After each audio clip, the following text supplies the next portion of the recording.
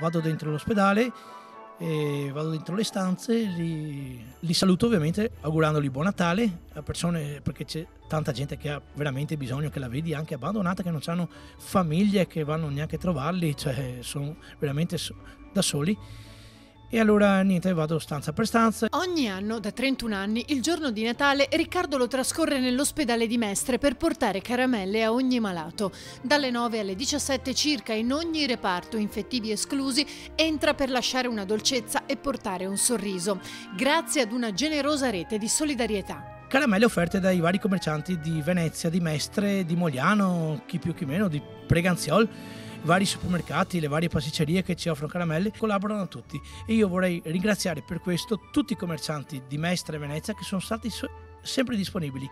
Quest'anno addirittura ero andato in Campo San Polo dai miei amici che hanno la tabaccheria, mi hanno detto dai vieni giù a Venezia, vieni giù come tutti gli anni che hai la tradizione, e addirittura io gli ho detto su una pasticceria.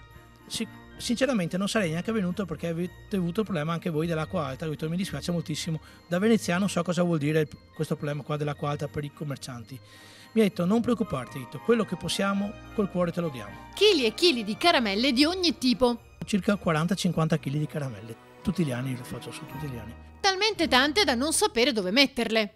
Il signor Riccardo ci ha fatti entrare proprio nella sua casa per farci vedere che da giorni non riesce a dormire sul letto perché tutte le caramelle che lui donerà il giorno di Natale ai malati nell'ospedale sono sopra il letto.